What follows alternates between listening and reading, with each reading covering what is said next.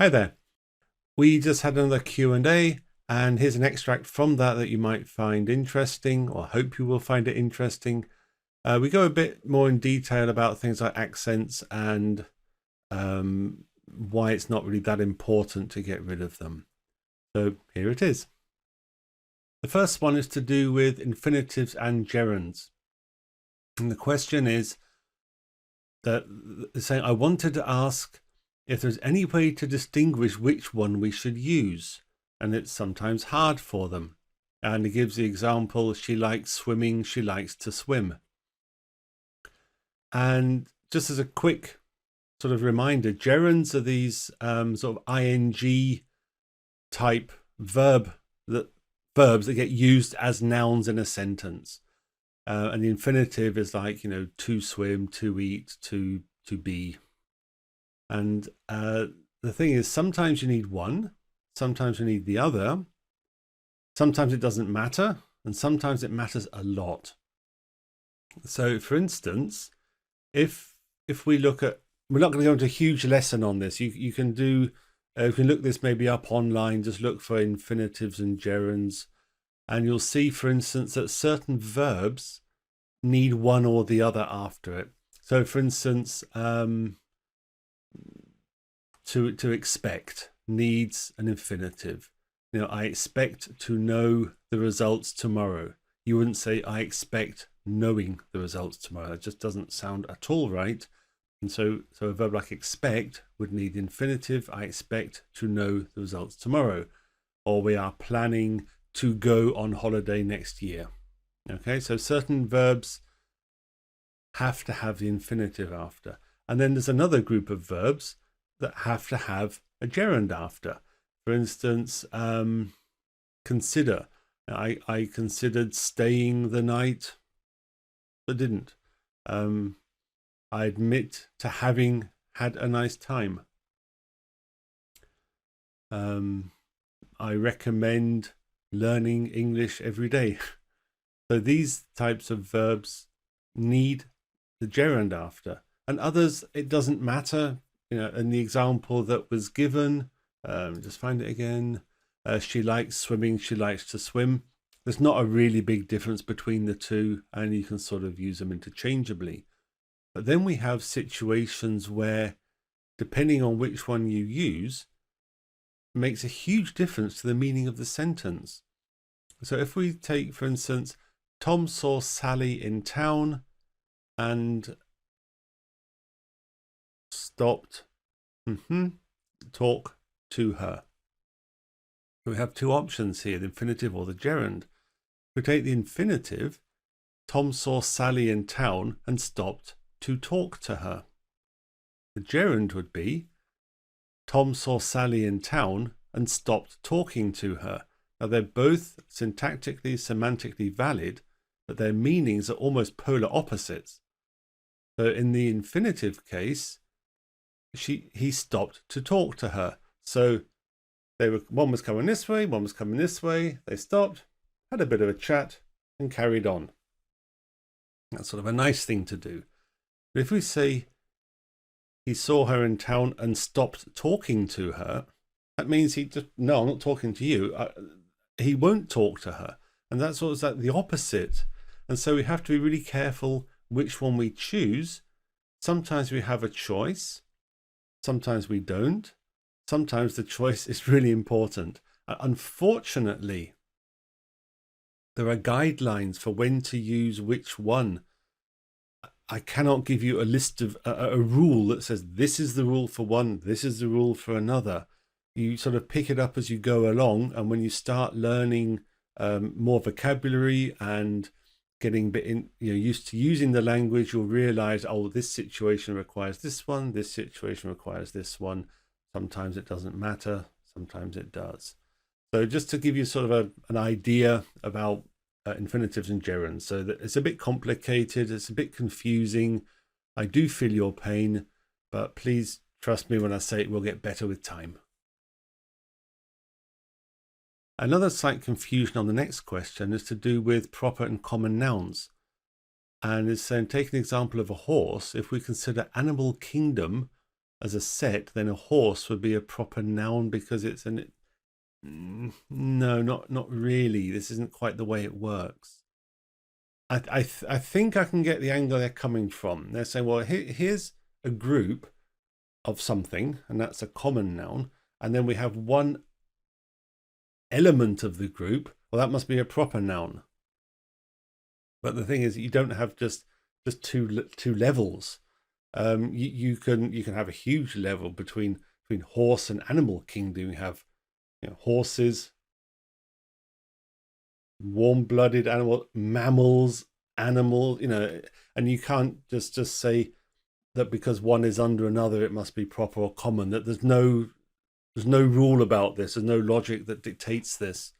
So what we will have is, if you want to say, take horses as a common noun, then a particular horse, say Redrum or Shergar, or shows you how long I've been to the horse racing, they would be the proper noun versions. But you can't just sort of say, oh, because this is a member of a group, that it must be common or proper. That's no rule that says that, and it won't help you to think that way. And the last question is to do with accent-free speaking. And they're saying, well, how can I improve my language and speak without an accent? And this is, I can see why people ask this, because it appears better. But I'm not really convinced there is such a thing as accent-free.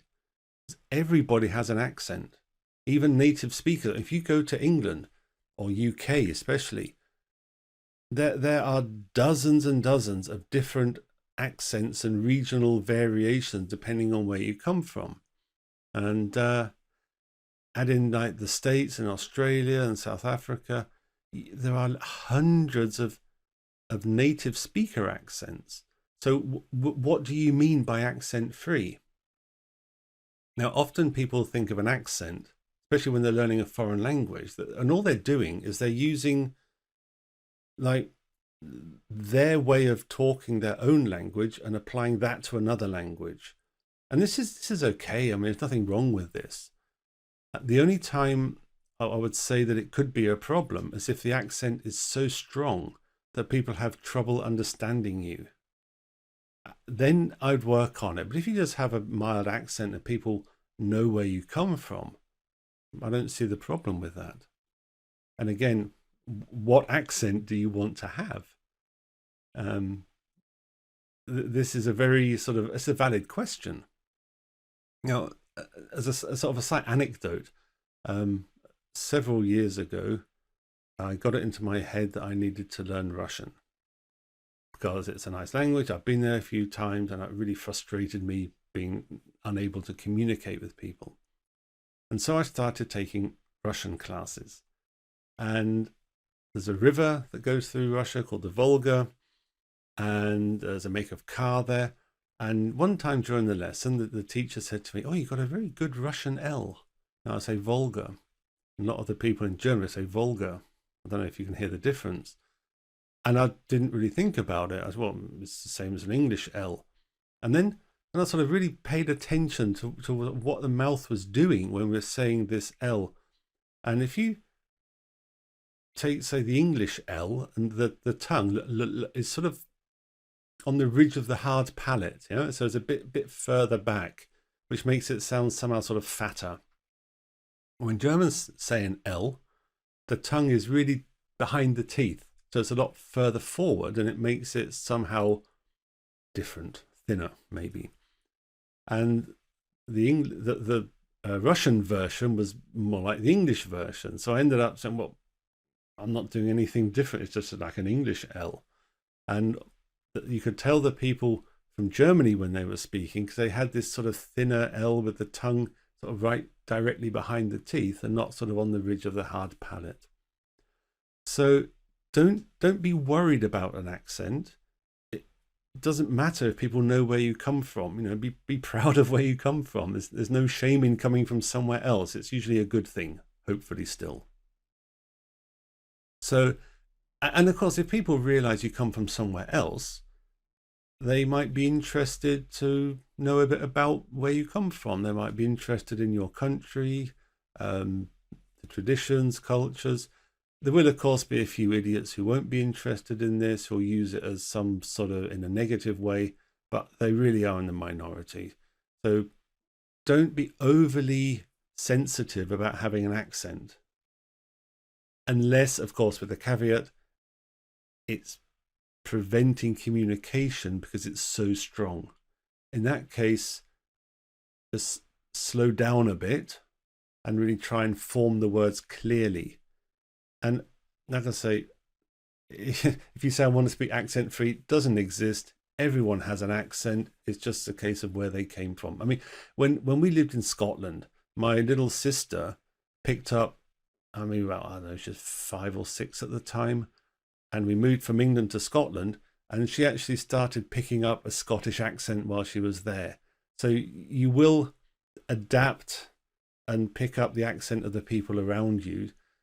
So decide where you like the sound of, go and move there, or watch lots of films with people who come from that area and just repeat a bit what they say, the way they say it, and you will find your accent getting less and therefore more understandable if that was a problem. So I hope that was somewhat helpful.